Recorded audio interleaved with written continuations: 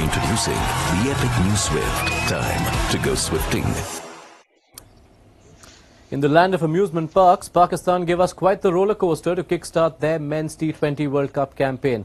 A first innings performance against the US which ebbed and flowed like anything. 46 for 3 in the first 9 overs. They doubled that score in the next 3 overs. Then they lost a few wickets. There was some consolidation. They finish eventually on 159 for 7 against the co-hosts at the Grand Prairie Stadium in Dallas. We revisit that first innings on Maruti Suzuki Arena, presents ESPN Cricket for Timeout in the company of Wasim Jaffer here in our studio and Urooj Mumtaz, who joins us from the UK.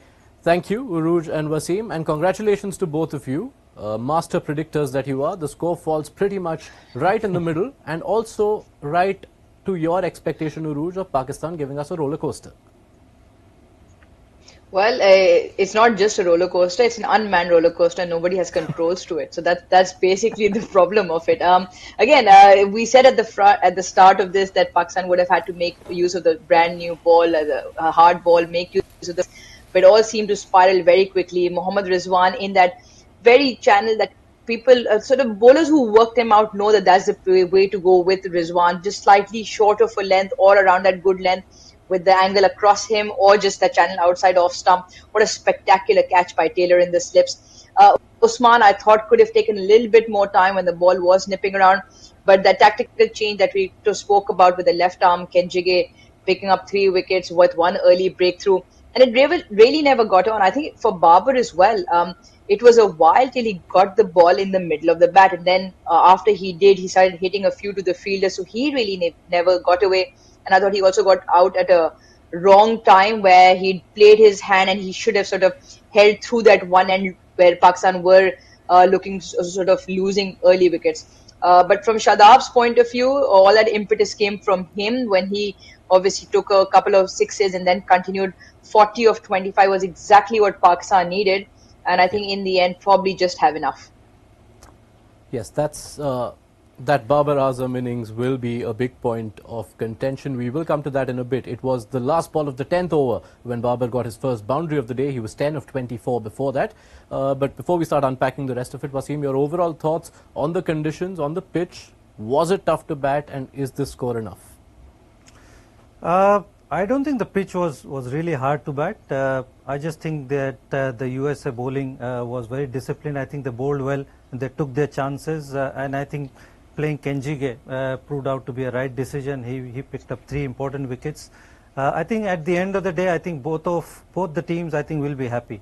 I think Pakistan will be happy that they've got some score, and USA will feel that this is chaseable. It's not that tricky pitch compared to that New York one, so they'll be fancying their chances. So I think both teams will be pretty even at this time. Okay, so then let's get straight into the meat of the matter. Babar Azam finishes 44 at just over a runner ball, but after having been 10 of 24 when the innings was touching the halfway mark. Urooj, break that innings for us. There were wickets losing, which is usually the argument when we talk about Babar and his strike rates, that he has to often consolidate, but the right tempo of consolidation? Well, I mean, the strike rate doesn't change much when the wicket's not falling either, right? And that's probably where it's been a matter of concern. When you're wanting to go hard in the first 6, you'd probably be 1 or 2 wickets down. But just the manner in which it wasn't so much the loss of wickets around him, it was just very good channels of discipline, long-term consistent bowling from the US bowlers. And like we were talking about, 10 of 24 balls, never really got his first boundary after the 10th over or just around that. Never really got the middle of the bat with that ball angling into the right-hander as well. Spin has troubled him off late. In fact, him and Rizwan both. I just felt that, again, I use the word domination, where it almost becomes a case where other countries like Australia or India will be very ruthless against probably relatively inexperienced side. Pakistan almost falls or takes a step backward and mirrors the opposition per se to make the match a little bit more interesting, and that's where the worry is.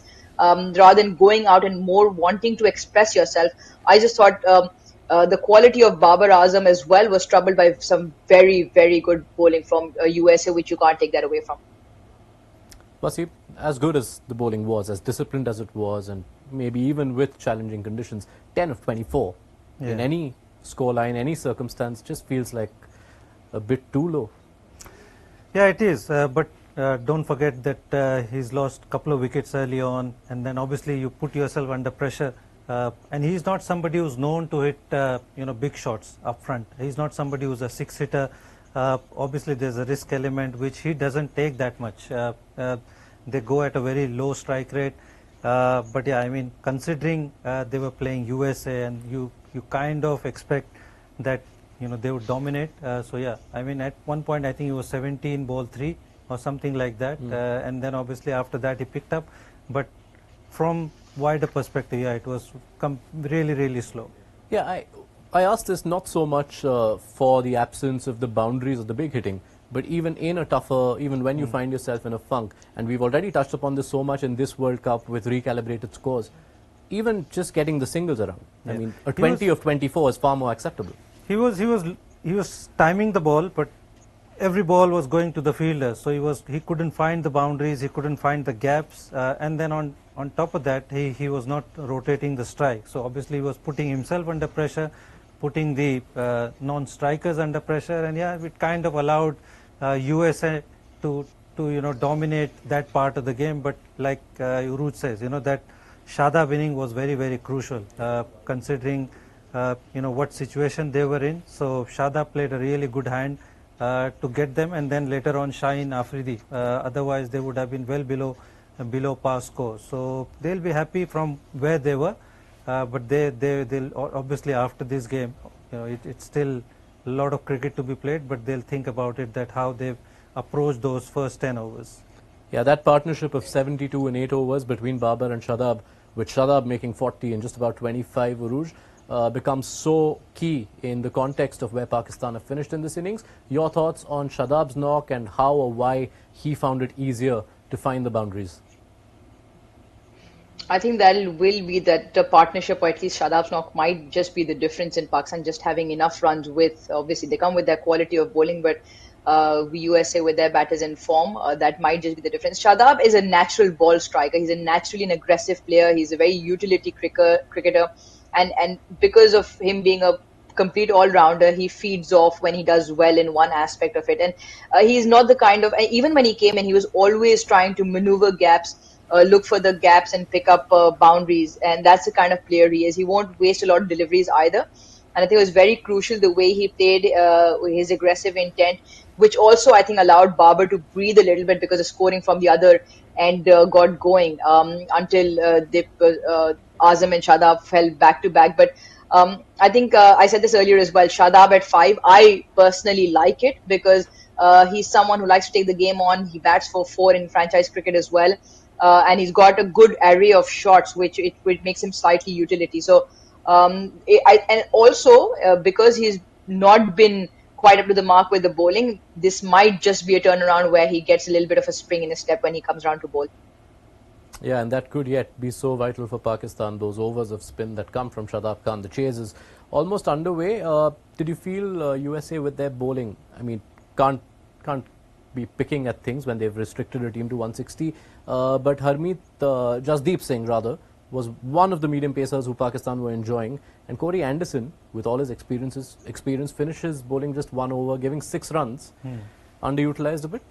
I think so. I was surprised he came into bowl so late, considering he had international experience. I thought he'll bowl a little bit more, especially in the middle overs. And yeah, I mean, in an innings of the 20 overs, one of the bowlers are going to be, go for runs, and Shadab was the guy who actually went after him.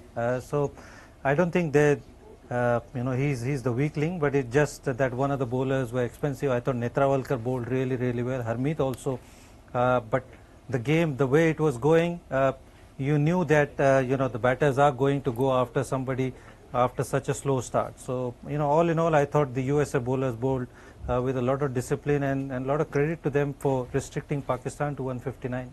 Yeah, and do want to spend a minute on the pick of those bowlers, Noshtush Kenjige, who they brought into the side to add that extra spinner. His slow left arm clearly did the damage, and just the card that USA were looking to play. How impressed were you, Urooj, by Kenjige's bowling?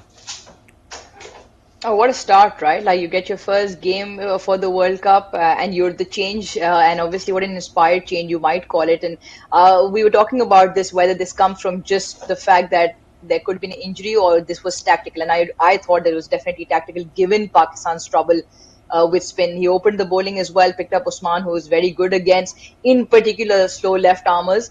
And then a couple of wickets towards, and big wickets as well, to pick up Shadab and Azam at that point. So I thought it was fantastic, and I don't think teams and players who belong from obviously associate or relatively inexperienced, you get a dream star like that, you think you're in there for the long run.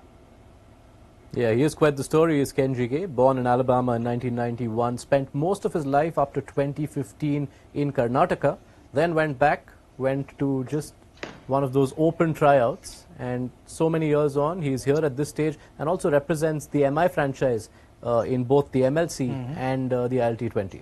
Yeah, very nice, very nice. I mean, it was a good, we've talked about it, it was a good inclusion. It proved out to be a right one, and he got his opportunity and grabbed it with both hands.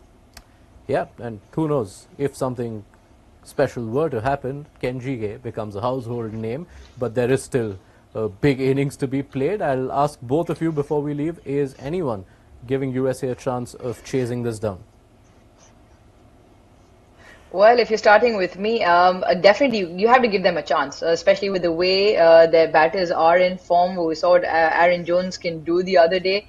I just feel with Pakistan, with their blockbuster four quicks up front, that's going to give trouble to any side, let alone just the best of the best have trouble with them. They get through Shaheen's spell up front. They've got Amir, Naseem, and Haris Rauf to contend with. So you give them a chance, but I think Pakistan with this particular bowling lineup will come out on top. Call it, Wasim. Yeah, I mean, pretty similar. I'll expect Pakistan, with the kind of bowling they have. USA, even though they've played really well, they've beaten Bangladesh, they've beaten Canada, but I think Pakistan will probably hold on to the nerves a lot better than probably USA. I'll be really surprised if USA wins this. Whatever does happen, I'm quite sure we're going to have a lot to unpack and a lot to look back upon at the end of this US chase, whichever way it goes. So be sure to join us right after that. I'll thank you, Wasim and Urooj, and look forward to your company one final time when we revisit the end of this game, Pakistan versus USA in Dallas. The ESPN Cricinfo mobile app will have you covered through the chase and with the previews to all the matches that are coming up ahead in the T20 World Cup. So download it if you haven't already, and be sure to join us right after the end of Pakistan versus USA on Maruti Suzuki Arena presents ESPN Cricinfo Timeout.